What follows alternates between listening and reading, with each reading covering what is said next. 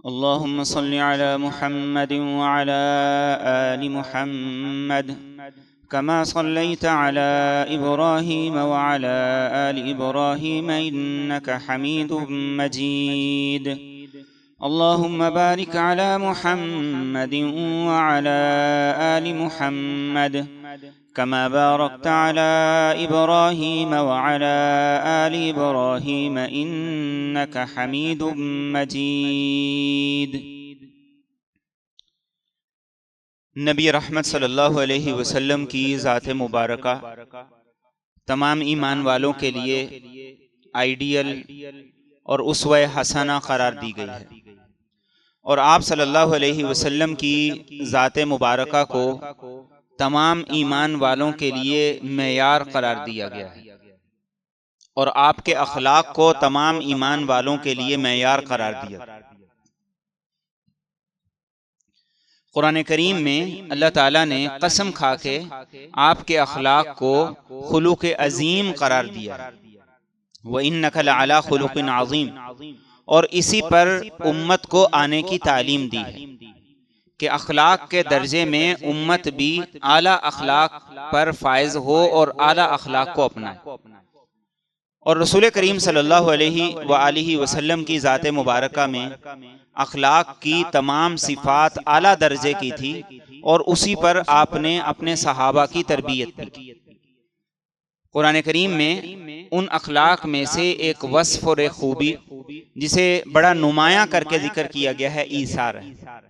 ایثار کیا ہے کہ انسان اپنی ضرورت کو قربان کر کے، اپنی ضرورت کو چھوڑ کے دوسرے کو اپنی ذات پہ ترجیح دے۔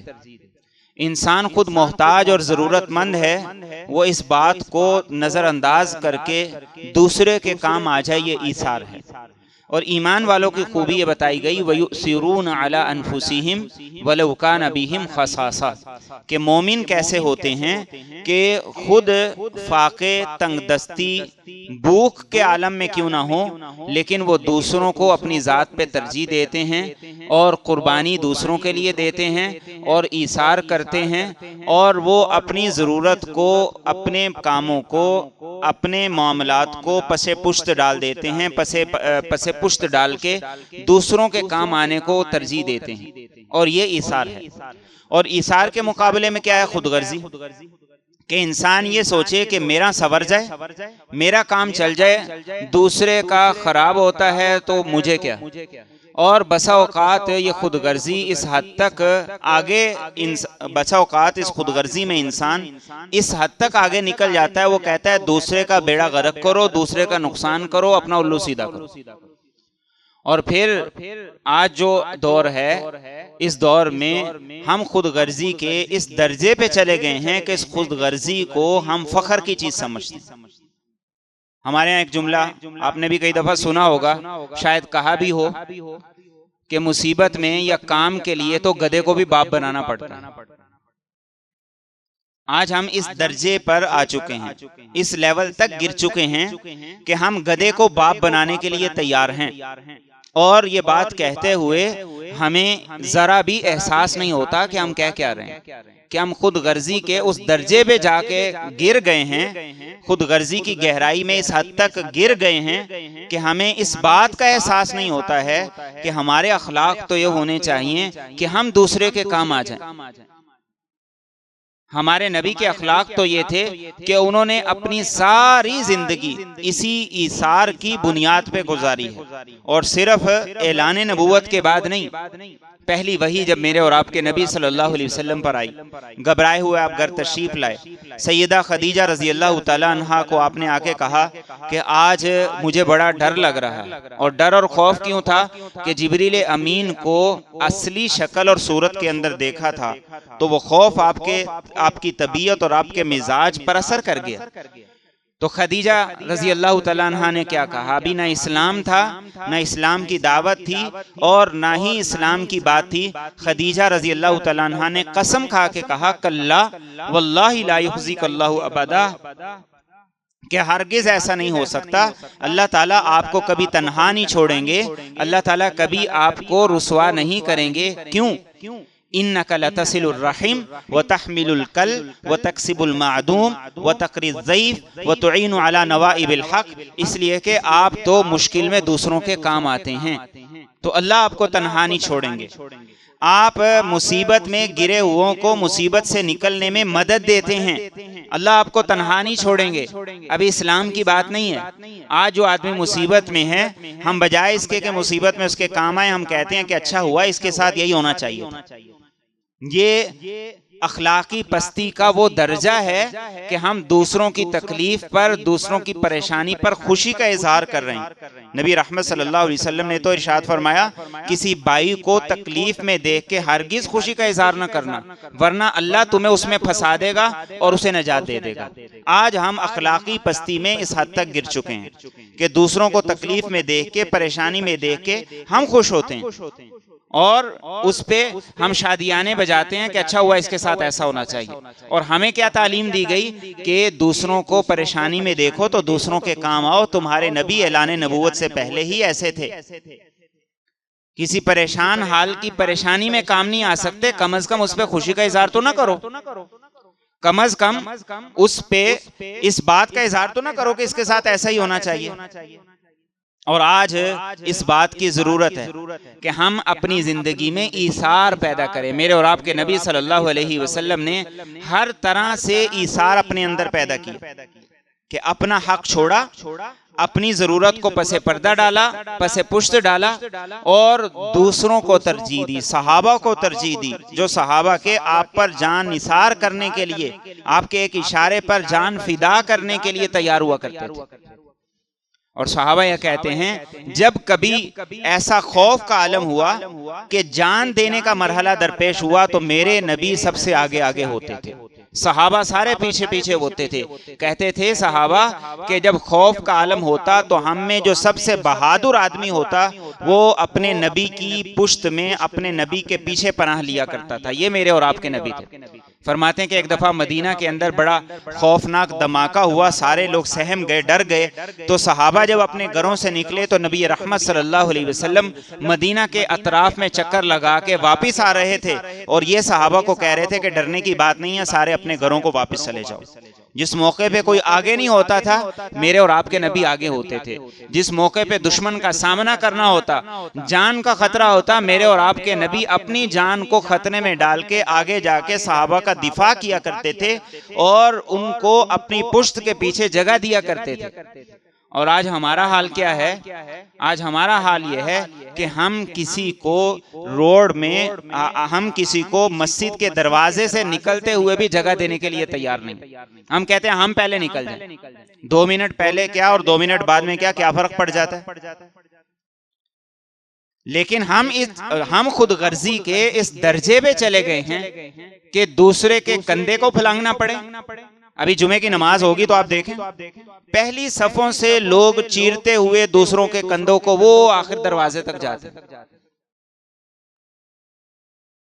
آخر کس بات کی جلدی ہے؟ رسول کریم صلی اللہ علیہ وسلم نے ایک مرتبہ جمعے میں دیکھا کہ ایک آدمی دوسرے کا کندھا پھلانگ کے آگے گیا، تو آپ نے اتنا ناراضگی کا اظہار فرمایا، آپ نے فرمایا کہ تم نے جہنم میں جانے کے لیے اپنے لیے پل تیار کر لیا۔ مسلمان کے کندھے کو پھلانگنا اس کی توہین ہے، اور ہم شوقیہ طور پہ یہ کام کرتے ہیں، اور ہمیں اس بات کا احساس نہیں۔ مسجد میں آئے ہیں، جمعے کے لیے آئے ہیں، ایک مسلمان بھائی کے کندھے کو پھلانگنا اور پھلانگتے ہوئے وہ پچھلی صفوں تک جانا، اور پھر باہر جا کے کیا کرنی ہے؟ گپ شپ کرنی۔ اس کے ساتھ کھڑے ہیں، نہ سنتیں پڑھی ہیں اور نہ ان کو ادا کیا ہے۔ آج ہم اس لیول تک گر چکے ہیں۔ میرے اور آپ کے نبی کیا تھے کہ اپنی جان کو قربان کرنے کے لیے تیار ہوا کرتے تھے، ایسے موقع پر پیش ہوا کرتے تھے۔ اور پھر بھوک کے معاملے میں، ہر معاملے میں آپ نے اپنی ذات کو پیچھے کیا، صحابہ کو آگے کیا۔ یہ ایثار تھا۔ ابو طلحہ رضی اللہ تعالیٰ عنہ ایک دفعہ گھر آتے ہیں اور اپنی بیوی ام سلیم سے کہتے ہیں کہ میں ابھی مجلس نبوی سے دربار رسالت سے اٹھ کے آیا ہوں، آپ کی آواز سے مجھے یہ لگ رہا ہے کہ آپ کافی کمزور ہو گئے ہیں اور گھر میں فاقہ چل رہا ہے، آواز سے لگ رہا ہے کہ بھوک ہے اور فاقے کا عالم ہے۔ اور یہ میرے اور آپ کے نبی کا استغنا تھا، بھوک کے باوجود صحابہ کو نہیں بتایا کرتے تھے گھر میں فاقہ ہے، بھوک کے باوجود صحابہ کو نہیں بتایا کرتے تھے گھر میں فاقہ ہے۔ اور آج ہم لوگوں کو سناتے ہوئے اور دکھاتے ہوئے شرماتے نہیں ہیں کہ سوشل میڈیا پہ یہ چیزیں صرف لوگوں کو دکھانے کے لیے، اور بسا اوقات ہمارے جذبات کیا ہوتا ہے، بسا اوقات ہمارے جذبات کیا ہوتے ہیں کہ رقیبوں کو دکھایا جائے آج ہم کس کے ساتھ بیٹھے ہیں، کہاں کھانا کھا رہے ہیں، کیا کر رہے ہیں۔ ہر طرح کے لوگ ہماری فرینڈ لسٹ کے اندر ہوتے ہیں، تو میرے اور آپ کے نبی صلی اللہ علیہ وسلم نے کبھی بتایا نہیں، استغنا کا یہ عالم تھا۔ تو ابو طلحہ نے بیوی سے کہا کہ کچھ گھر پہ ہے، اس نے کہا کچھ جو پڑے ہیں، تو ان کی روٹیاں بنائیں، روٹیاں بنا کے اپنا ایک دوپٹہ لیا، دوپٹے کے کونے پہ رکھیں اور باقی دوپٹہ انس کے اوپر لگا، انس کے اوپر دے دیا اور انس کو کہا کہ جاؤ اللہ کے نبی کو دے آؤ۔ انس کہتے ہیں میں گیا ہوں، اللہ کے رسول صلی اللہ علیہ وسلم تشریف فرما تھے، لوگ بھی بیٹھے ہوئے تھے۔ اب ایک بچے کی تربیت دیکھیے، جو بھی میں نے پہلے بات کی، کہتے ہیں میں سب سے آخر میں کھڑا ہو گیا، کندھا پھلانگ کے آگے نہیں آیا کہ اللہ کے رسول مجھے ام سلیم نے بھیجا ہے، تو میں آ کے سب سے پیچھے کھڑا ہو گیا۔ نبی رحمت صلی اللہ علیہ وسلم نے دیکھا تو دیکھ کے پہچان لیا، کہا ام سلیم نے بھیجا ہے؟ جی ہاں یا رسول اللہ ام سلیم نے بھیجا ہے۔ پوچھا کھانا دے کے بھیجا ہے؟ جی ہاں کھانا دے کے بھیجا ہے۔ تو آپ نے کہا کہ گھر جاؤ، ہم سارے تمہارے گھر آ رہے ہیں۔ انس کہتے ہیں میری دوڑ لگ گئی، میں بھاگتا ہوا گیا اور میں نے جا کے ماں کو بتایا کہ وہ تو سارے ہمارے گھر آ رہے ہیں۔ اور صحابہ کے گھر چھوٹے چھوٹے ہوتے تھے، ایک ایک دو دو کمرے ہوا کرتے تھے۔ تو ام سلیم نے بڑا خوبصورت جملہ کہا، انہوں نے کہا اللہ و رسولہ عالم، ہم نے تو بلایا نہیں ہے، اب اللہ جانے اور اللہ کا رسول جانے، مہمان بھی وہی ہیں، میزبان بھی وہی ہیں۔ سبحان اللہ، کیا خوبصورت ایمان ہوا کرتا تھا۔ اللہ کے رسول تشریف لائے ام سلیم کے گھر اور کہا کہ بتاؤ کیا ہے تمہارے گھر؟ یا رسول اللہ یہ تھوڑی سی روٹیاں ہیں جو دے کے بھیج دیا تھا۔ آپ نے کہا ان روٹیوں کی چوری بنا دو، ٹکڑے کر دو، ٹکڑے کر دیے۔ کہا کچھ اور ہے گھر میں؟ یا رسول اللہ تھوڑا سا گھی پڑا ہوا ہے۔ آپ نے کہا اس پہ نچوڑ دو۔ ام سلیم کہتے ہیں برتن میں نے سارا نچوڑ کے اوپر ڈال دیا، اب وہ چوری بن گئی۔ تو اللہ کے رسول صلی اللہ علیہ وسلم نے انس سے کہا کہ انس باہر 80 لوگ کھڑے ہوئے ہیں، ایسا کرو 10 لوگوں کو اندر بلاؤ۔ یہ مینجمنٹ تھی۔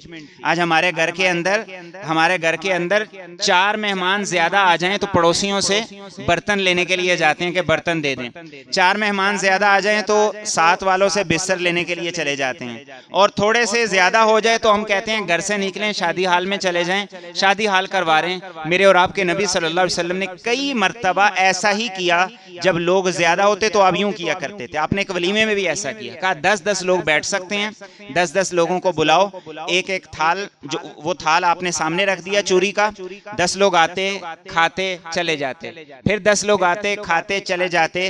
انس کہتے ہیں چند روٹیاں 80 لوگوں نے کھا لی اور وہ پھر بھی بچی ہوئی تھی۔ یہ میرے اور آپ کے نبی کا اثار تھا، اور جب سب کھا کے چلے گئے پھر میرے اور آپ کے نبی نے کھایا، اور اس کے بعد جو بچا وہ ام سلیم کو دے دیا کہ یہ تم کھا لو۔ یہ میرے اور آپ کے نبی کا اثار تھا، اور یہی مجھے اور آپ کو سبق دیا گیا، یہی مجھے اور آپ کو تعلیم دی گئی۔ اپنی ضرورتوں کو قربان کرو، اپنی حاجتوں کو قربان کرو۔ آج اللہ معاف فرمائے کہ ہم جانوروں سے بھی بدتر ہو گئے ہیں۔ جانور کم از کم اپنی فیملی کو تو دیکھتا ہے۔ آج جس کا بھی آج ہمارا حال کیا ہو گیا ہے، ہمارا حال یہ ہو گیا ہے، ہم کہتے ہیں کہ بس میں، میری بیوی، میرے بچے، بس یہی کل کائنات ہے، اس کے علاوہ نہ بہن بھائیوں کی زندگی میں کوئی ویلیو قدر ہے، نہ ماں باپ کی ہے، نہ کسی اور رشتہ دار کی ہے، باقی یتیم مسکین کا حق تو کہیں گیا۔ آج ہمارا حال یہ ہو چکا ہے۔ نبی رحمت صلی اللہ علیہ وآلہ وسلم ہمیں عام مسلمان کے بارے میں ان جذبات کو اپنانے کی، ان اخلاق کو اپنانے کی تاکید بھی کر کے گئے، تعلیم بھی دے کے گئے کہ ایسے بنو کہ تم اپنے مسلمان بھائی کو اپنی ذات پہ ترجیح دو۔ 3 درجات ہیں، 3 درجات ہیں۔ ایک درجہ جو درمیان کا درجہ ہے، اور جو اس درجے پہ بھی نہیں ہے وہ مومن بھی نہیں ہے۔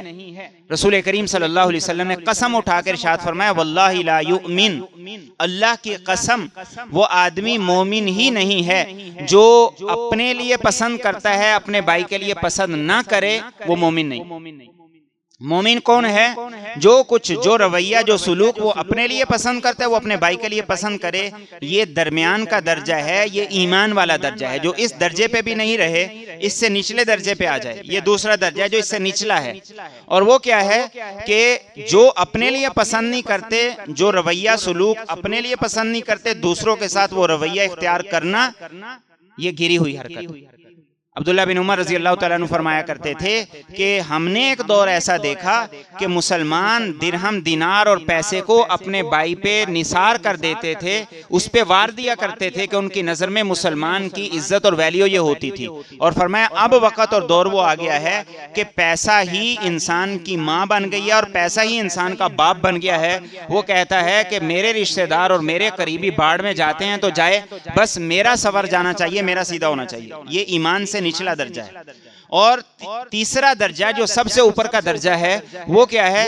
اپنی ضرورتوں کو قربان کرو اور دوسرے کو اپنی ذات پہ ترجیح دو۔ یہ ایمان کا سب سے اعلیٰ درجہ ہے، اور اسی کو ایثار کہا جاتا ہے، اسی کو خیر خواہی اور ہمدردی کہا جاتا ہے۔ اور آج ہم خود غرضی کے کس درجے پہ فائز ہو چکے ہیں، خود غرضی کے کس درجے پہ آ چکے ہیں کہ بہن بھائی آپس کے اندر لڑتے جھگڑتے ہیں۔ کس لیے؟ وراثت کے لیے۔ وراثت میں بہنوں کا بھی حق ہے، بھائیوں کا بھی حق ہے۔ آج ہم دوسرے کو اس کا حق دینے کے لیے تیار نہیں ہیں۔ دوسرے کا حق چھین کے ہم فخر سمجھتے ہیں، اور اگر یہ وراثت کا حق خصوصی طور پہ دینا پڑ جائے تو بہنوں سے ناراضگی بنا لیتے ہیں۔ حق دینے کے لیے تیار نہیں ہے، جسے یہ کہا گیا کہ تمہیں جان بھی دینی پڑے تو اپنی جان دے دینا دوسرے کے دفاع میں۔ آج ہم اس درجے تک گر چکے ہیں، ہم کہتے ہیں دوسروں سے اس کا حق چھین لیں۔ نبی رحمت صلی اللہ علیہ وسلم ہمیں اس بات کی تعلیم دے کے گئے ہیں اور اس بات پہ ہماری تربیت کر کے گئے ہیں کہ اپنے حق کو قربان کرو، اپنی ضرورت کو قربان کرو، دوسرے کو اپنی ذات پہ ترجیح دو۔ یہ ایثار ہے، یہ تمہاری سب سے بڑی، یہ تمہارے اندر سب سے بڑا وصف ہونا چاہیے، سب سے بڑی خوبی ہونی چاہیے۔ اور اس خوبی پہ بہت سی خوبیاں پیدا ہوتی ہیں۔ اصحاب صفہ جو نبی کریم صلی اللہ علیہ وآلہ وسلم کے پاس دین کی تعلیم کے لیے مختلف علاقوں سے آیا کرتے تھے اور مسجد نبوی میں رہا کرتے تھے۔ ان کا کوئی گھر نہیں ہوا کرتا تھا، کوئی الگ سے ہاسٹل نہیں ہوا کرتا تھا، اور پراپر کوئی کھانے کا ارینج بھی نہیں ہوا کرتا تھا۔ تو کبھی کوئی کچھ لے آتا تو نبی صلی اللہ علیہ وسلم ان کو دے دیا کرتے تھے، اور جب کوئی لے کے آتا تھا تو آپ صلی اللہ علیہ وسلم پوچھا کرتے تھے صدقہ ہے یا ہدیہ ہے۔ اگر کوئی کہتا صدقہ ہے تو آپ نہیں کھایا کرتے تھے، اس لیے کہ صدقہ آپ کے لیے، آپ کی آل کے لیے حرام ہے۔ اگر کوئی کہتا کہ یہ ہدیہ ہے تو نبی رحمت صلی اللہ علیہ وسلم وہ خود بھی تناول فرماتے، صحابہ کو بھی شامل کرتے۔ ابو ہریرہ کہتے ہیں کہ ایک دن صحابہ کی مجلس لگی ہوئی تھی، نبی رحمت صلی اللہ علیہ وسلم تعلیم دے رہے تھے کہ بھوک سب کو لگی ہوئی تھی، اور مجھے یہ لگتا ہے کہ مجھے سب سے زیادہ بھوک لگی تھی۔ ایک آدمی دودھ کا پیالہ لے کے آیا، تو جب وہ دودھ کا پیالہ لے کے آیا تو ابو ہریرہ رضی اللہ تعالیٰ عنہ کہتے ہیں میں آگے بڑھا اور میں نے دودھ کا پیالہ پکڑ لیا کہ کوئی لے کے آیا ہے، اب بھوک بھی مجھے سب سے زیادہ لگی ہے۔ تو نبی رحمت صلی اللہ علیہ وسلم نے مجھے دیکھا اور کہا کہ ابو ہریرہ پوچھو یہ صدقہ ہے یا ہدیہ ہے؟ تو دینے والے نے کہا یا رسول اللہ یہ ہدیہ ہے۔ صحابہ کے اندر اللہ کے رسول صلی اللہ علیہ وسلم کی تعلیمات، ان پہ عمل مقدم ہوا کرتا تھا۔ اب آپ دیکھیے اتنے لوگ بیٹھے ہیں، اتنے لوگوں کی موجودگی میں ایک پیالہ دودھ کیا حیثیت رکھتا ہے؟ ہم آج ایک پیالی سالن کی، ایک پلیٹ سالن کی اپنے پڑوسی کے گھر کیوں نہیں دیتے ہیں کہ پڑوسی یہ سوچے گا کہ 10-12 فیملی کے لوگ ہیں، ایک پلیٹ دے دی، بھلا ایک پلیٹ سے گزارا ہوتا ہے؟ گزارے کے لیے نہیں دی جاتی۔ یہ تو آپس کے ریلیشن اور آپس کے تعلقات اور اپنی سوشل لائف کو بہتر کرنے کے لیے دی جاتی ہے۔ اور آپ ایک بات غور کیجئے گا، شیطان اتنا تیز ہے، شیطان اس ایک پیالی سالن سے، ایک پلیٹ چاولوں سے اتنا ڈر رکھتا ہے کہ وہ بھی نہیں دینے دیتا۔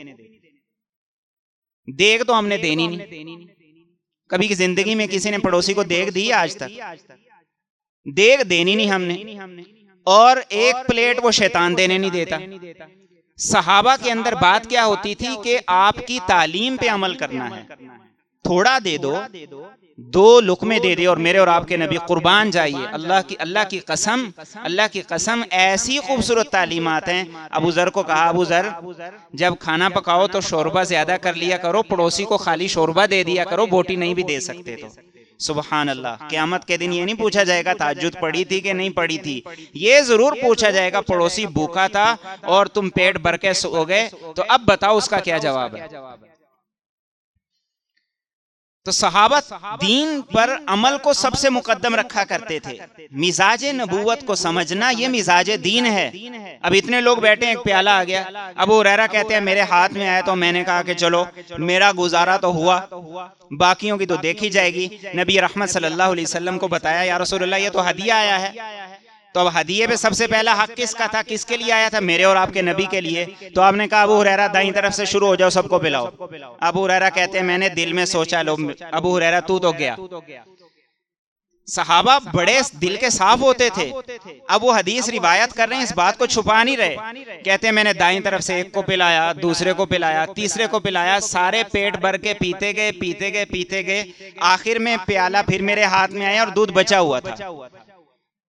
میرے اور آپ کے نبی کا معجزہ تھا، یہ حقیقت ہے، لیکن اس معجزے کے ساتھ ایثار بھی تو تھا۔ برکت ایثار سے ہوتی ہے، معجزہ آج میرے اور آپ کے ہاتھوں نہیں ہو سکتا، لیکن ایثار کی برکت کیا ہوتی ہے کہ اللہ تھوڑے کو زیادہ کر دیتے ہیں۔ ابو ہریرہ کہتے ہیں آخر میں بچ گیا تو میں نے پیالہ نبی رحمت صلی اللہ علیہ وسلم کے دستے مبارک، دستے شفا پہ رکھ دیا۔ آپ نے ایک نظر پیالے کو دیکھی، ایک مجھے دیکھا، پھر پیالے کو دیکھا، پھر مجھے دیکھا اور مسکرا دیے۔ ابو ہریرہ کے دل میں جو باتیں تھی وہ میرے اور آپ کے نبی نے پڑھ تو لی، تو مسکرا دیے۔ تو کہا کہ ابو ہریرہ ادھر آؤ، کہتے میں قریب آیا، آپ نے کہا بیٹھو، میں بیٹھ گیا، آپ نے کہا پیو، میں نے پیا۔ اب کسی اور کو اللہ کے نبی نے یہ نہیں کہا تھا کہ دوبارہ پیو، کیونکہ کسی اور کے دل میں یہ بات آئی ہی نہیں تھی کہ اب دوسرے پی لیں گے میرا کیا بنے گا۔ یہ تربیت تھی، یہ بھی تربیت تھی۔ کہا ابو ہریرہ دوبارہ پیو، پھر پیا، کہتے پھر پیو، پھر پیا۔ ابو ہریرہ کہتے ہیں میں نے کہا، قسم اٹھا کے کہا، میں نے کہا اس ذات کی قسم جس نے آپ کو پیغمبر بنا کے بھیجا ہے، اب تو بس سانس لینے کی گنجائش بھی باقی نہیں رہی، اب زیادہ نہیں پی سکتا۔ تو صحابہ کہتے ہیں پھر اس کے بعد سب سے آخر میں میرے اور آپ کے نبی صلی اللہ علیہ وآلہ وسلم نے پیا۔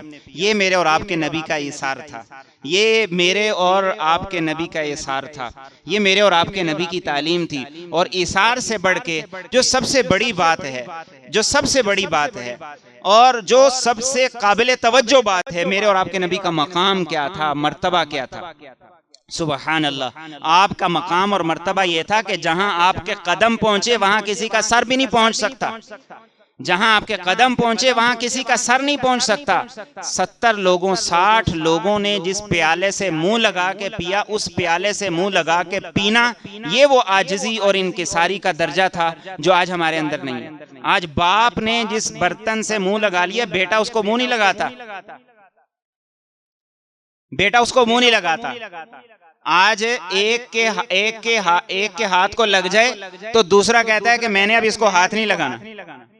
میرے اور آپ کے نبی صلی اللہ علیہ وسلم اتنے لوگوں نے منہ لگا کے جس پیالے کو پیا، یہ نہیں کہا کہ اب یہ میرے شائع نشان نہیں رہا ہے، اس کو جمز لگ گئے ہیں، اس کو جراثیم لگ گئے ہیں، یہ بات نہیں ارشاد فرمائی۔ سب سے آخر میں آپ نے پیا اور مجھے اور آپ کو یہ تعلیم دی کہ قربانی دینا سیکھو، دوسروں کو اپنی ذات پہ ترجیح دینا سیکھو، دوسروں کے لیے پسنا سیکھو، اور یہی ایمان ہے۔ بل تؤثرون الحیات الدنیا والآخرۃ خیر وابقی۔ ہر جمعے میں میرے اور آپ کے نبی یہ سورہ مبارکہ تلاوت کرتے تھے، جس میں یہی سبق تھا، یہی تعلیم تھی کہ تم تو دنیا کے چکر میں پڑے ہو، آخرت کو دیکھو کہ جس آخرت میں تم نے اللہ کے سامنے پیش ہونا ہے۔ تم دوسرے کو ایثار دو گے اپنی ہمت کے مطابق، اپنی وسعت کے مطابق، اپنی گنجائش کے مطابق، اس ایثار پر تمہارا رب تمہارے لیے جو فیصلہ کرے گا وہ اپنے خزانوں کے مطابق کرے گا، وہ اپنے خزانوں کے مطابق کرے گا۔ تو یہ میرے اور آپ کے نبی کی تعلیمات تھی، اور صحابہ کی اسی بات پہ تربیت کی، صحابہ کی اسی بات پہ تربیت کی۔ سب سے زیادہ جس موقع پہ میرے اور آپ کے نبی صلی اللہ علیہ وسلم روئے، اور صحابہ کہتے ہیں داڑیں مار مار کے میرے اور آپ کے نبی روئے، وہ غزوہ احد کا موقع تھا، جس وقت آپ نے اپنے چچا سید الشہداء اسد اللہ و اسد رسولی سید حمزہ رضی اللہ تعالیٰ عنہ کو دیکھا کہ وہ خون میں لت پت پڑے ہیں، ہاتھ الگ ہیں، پاؤں الگ ہیں، ناک کاٹ دیے، کان کاٹ دیے، آنکھیں نکال دی، ہونٹ کاٹ دیے، سارے جسم کا مسئلہ کر دیا گیا۔ صحابہ کہتے ہیں کہ اللہ کے رسول اس موقع پہ جو داڑیں مار مار کے روئے کبھی نہیں دیکھا گیا۔ اب کفن کی باری آ گئی، تکفین کی باری آ گئی، تو میرے اور آپ کے نبی کی پھوپھو حضرت صفیہ رضی اللہ تعالیٰ عنہ اپنے بھائی کو دیکھنے کے لیے آ رہی ہیں کہ پتہ چلا کہ بھائی میرا شہید ہو گیا ہے، تو آپ نے ان کے بیٹے زبیر سے کہا کہ جاؤ اپنی ماں کو روکو، وہ دیکھ کے برداشت نہیں کر سکے گی۔ زبیر کہتے ہیں میں آگے بڑھا، میں نے اپنی ماں کو روکنے کی کوشش کی، وہ طاقتور تھی، انہوں نے ایسا مکہ مجھے مارا میں سائیڈ پہ ہو کے گر گیا۔ تو نبی رحمت صلی اللہ علیہ وسلم نے دوبارہ روکنے کا حکم نہیں دیا، آپ نے کہا آنے دو۔ حضرت صفیہ آئیں، کہا یا رسول اللہ صلی اللہ علیہ وسلم مجھے پتا ہے کہ میرے بھائی شہید ہو چکے ہیں، لیکن میں اپنے بھائی کے لیے کفن لے کے آئی ہوں کہ اپنے بھائی کو میں اپنی زندگی کا آخری تحفہ یہ کفن کے طور پہ دے دوں۔ دو چادریں دے دی کہ یہ میرے بھائی کا کفن ہے۔ تو نبی رحمت صلی اللہ علیہ وسلم نے کفن کی 2 چادریں لی۔ صحابہ فرماتے ہیں کہ اب کفن دینے لگے، یہ ایثار ہے، اور ایثار سے بھی اگلی بات ہے، کفن دینے لگے تو صحابہ کہتے ہیں کہ ایک اور صحابی پاس پڑے ہوئے نظر آئے جو شہید ہو چکے تھے، جن کا نام تھا سہیل۔ اب ان کا کفن تو کوئی نہیں لے کے آیا، تو اللہ کے رسول نے کہا کہ ایسا کرو، ایک چادر سہیل کو دے دو، ایک حمزہ کو دے دو، دونوں کا کفن ہو جائے گا۔ لیکن جب دینے لگے تو دیکھا کہ ایک چادر بڑی ہے، ایک چھوٹی ہے۔ اب پہلے 2 چادروں میں سے ایک چادر سہیل کو مل رہی ہے، ایثار تو ہو گیا، 3 چادریں کفن میں ہونی چاہیے، تو 2 میں سے ایک اپنے چچا کی بجائے 7 انصاری کو دے دی، ایثار تو ہو گیا۔ لیکن میرے اور آپ کے نبی نے کہا کہ نہیں، 2 چادریں ہیں، برابر نہیں ہیں، ایک بڑی ہے ایک چھوٹی ہے، قرآن اندازی کرو کہ بڑی کس کو دینی ہے، چھوٹی کس کو دینی ہے۔ یہ میرے اور آپ کے نبی کا ایثار تھا، قرآن اندازی کی، اور عالم کیا ہوا، اللہ اکبر، کہ بڑی چادر سہیل کے حصے میں آ گئی اور چھوٹی حمزہ کے حصے میں آ گئی۔ اللہ کے نبی نے کہا کہ ایسا ہی کرو، حضرت سہیل کو بڑی چادر دے دی، ان کا سر بھی اس میں آ گیا، پاؤں بھی آ گئے، اور ان کے کفن کا انتظام ہو گیا۔ تو آپ نے کہا چھوٹی حمزہ کو دے دو، حضرت حمزہ پہ چادر ڈالی گئی، سر پہ ڈالتے تو پاؤں ننگے ہو جاتے، پاؤں پہ ڈالتے تو سر ننگا ہو جاتا۔ میرے اور آپ کے نبی صلی اللہ علیہ وسلم نے فرمایا کہ سر پہ چادر ڈال دو اور پاؤں پہ گھاس لا کے ڈال دو، یہی حمزہ کا کفن ہے۔ یہ میرے اور آپ کے نبی کے اخلاق تھے کہ ایثار نہیں کیا، ایثار سے اگلے درجے میں جا کے جو کام کیا۔ آج ہم کہتے ہیں کہ انسان جیسے مرضی مرے اسے کفن نصیب ہو جائے، دین نہیں کہتا کہ جس کو کفن نصیب نہیں ہوا اس کی موت اچھی نہیں ہے، یا جس کو کفن نصیب نہیں ہوا وہ دنیا سے کوئی ایسی زندگی گزار کے چلا گیا ہے جو اللہ کو پسند نہیں ہے۔ دین کہتا ہے کفن ملے یا نہ ملے۔ کوئی آدمی حرام کھا کھا کے، بہن بھائیوں کا حصہ کھا کھا کے، اور حرام کمائیاں کر کے، رشوتیں لے کے، 2 نمبر پیسہ لے کے، ریشم کا کفن بھی پہن کے قبر میں جائے گا تو چھتروں کے علاوہ اور کچھ نہیں ہوگا۔ اور کوئی آدمی اچھی زندگی گزار کے جائے اور وہ ہوائی فضائی حادثے میں شہید ہو جائے، یا سمندر میں اسے مچھلیاں نوچ نوچ کے کھا لیں، جسے کفن نہیں بھی ملا لیکن زندگی اچھے گزار کے گیا ہے، یہ اللہ کے ہاں بھی سرخرو ہے اور قیامت کے دن بھی سرخرو ہوگا۔ آج ہمارے معیار یہ بن گئے ہیں کہ کفن ملا کہ نہیں ملا۔ میرے اور آپ کے نبی کے چچا آخری ایام کے اندر ہیں اور اپنی چادر جو ان کے حق کی تھی بڑی وہ دوسرے کو دے دی، اور زندگی میں ایسے دنیا سے جا رہے ہیں کہ کفن بھی پورا نہیں پڑ رہا، لیکن میرے اور آپ کے نبی کہہ رہے ہیں کہ یہ شہدائے احد ہیں، کل میں قیامت کے دن ان کے حق میں خصوصی طور پہ سفارش کروں گا۔ اور اللہ کے رسول صلی اللہ علیہ وسلم اپنی زندگی کے آخری ایام میں شہدائے احد کی زیارت کے لیے باقاعدہ تشریف لے گئے۔ تو یہ ایثار تھا جو میرے اور آپ کے نبی کی زندگی میں تھا، اور ہر موقع پہ تھا۔ اپنی ذات، اپنی اولاد اور اپنی بیٹیوں سے بڑھ کے آپ نے امت کا سوچا، امت کے غریبوں کا سوچا، فقراء کا سوچا۔ آج غریبوں کی بڑی بات ہوتی ہے، غریبوں کے ساتھ مساوات کی بڑی بات ہوتی ہے، ہمدردی کی بات ہوتی ہے، لیکن اس میں ایثار کا قریب کوئی اثر، کوئی رنگ نظر نہیں آتا۔ اور پھر صرف دنیا میں نہیں، اللہ کے رسول صلی اللہ علیہ وسلم فرماتے ہیں کہ ہر نبی کو اللہ نے ایک دعا کی آپشن دی تھی کہ جب تم چاہو اس آپشن کو استعمال کرو، اور جو دعا کرو گے میں تمہاری اس دعا کو قبول کروں گا، اسے رد نہیں کروں گا۔ ایک آپشن ہر نبی کے پاس ایسی ہوتی تھی۔ نبی رحمت صلی اللہ علیہ وسلم فرماتے ہیں وہ آپشن میرے پاس بھی تھی، لیکن ساری زندگی، طائف کے موقع پر بھی جب آپ کو لہو لہان کر دیا گیا، فرماتے ہیں کہ میں نے اس موقع پر بھی اس دعا کا حق استعمال نہیں کیا، میں نے اس دعا کو اپنی امت کے لیے، آخرت کے لیے ذخیرہ کر دیا کہ جب قیامت کے دن میری امت پھنسی ہوئی ہوگی، مشکل حالات میں ہوگی، تو اللہ سے کہوں گا باری تعالیٰ آپ کا وعدہ تھا ایک دعا جو کرو گے مانوں گا، قبول کروں گا۔ تو آج قیامت کے دن میں اپنی امت کے لیے وہ دعا کرتا ہوں کہ آپ میری امت کی بخشش کر دیجئے اور ان کی مغفرت کر دیجئے، اور ان کو اس نفسا نفسی کے عالم سے نکال لیجئے۔ یہ میرے اور آپ کے نبی تھے، یہ میرے اور آپ کے نبی کے اخلاق تھے، یہ میرے اور آپ کے نبی کا کردار تھا۔ آج افسوس اس بات پہ نہیں ہے کہ ہم مسلمان ان چیزوں کو بھول گئے، آج افسوس اس بات کا نہیں ہے کہ یہ اخلاق ہمارے اندر نہیں ہے، آج افسوس اس بات کا ہے کہ ان اخلاق کے تذکرے ہمارے اندر سے ختم ہو گئے، اپنے نبی کے تذکرے ہمارے اندر سے ختم ہو گئے،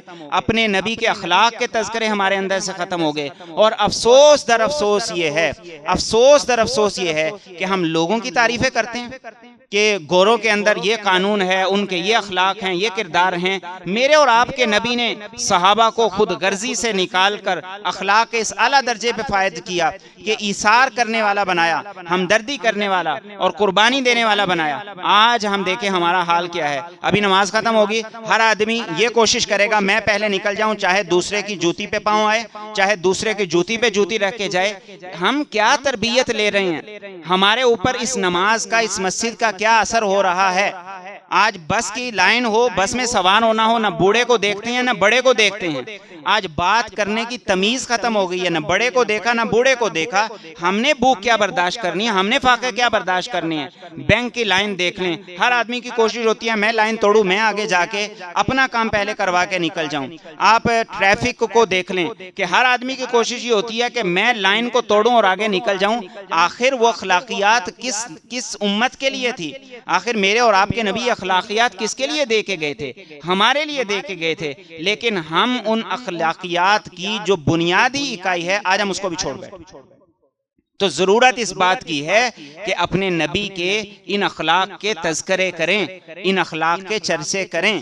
آپ کے حسن و جمال کو بیان کرنا سیرت بھی ہے، لیکن اس سے بڑی ضرورت آج یہ ہے کہ حسن و جمال کو بیان کرنے کے ساتھ ساتھ آپ کے ان اخلاق کے چرچوں کو عام کریں تاکہ وہ ہمارے اندر زندہ ہوں۔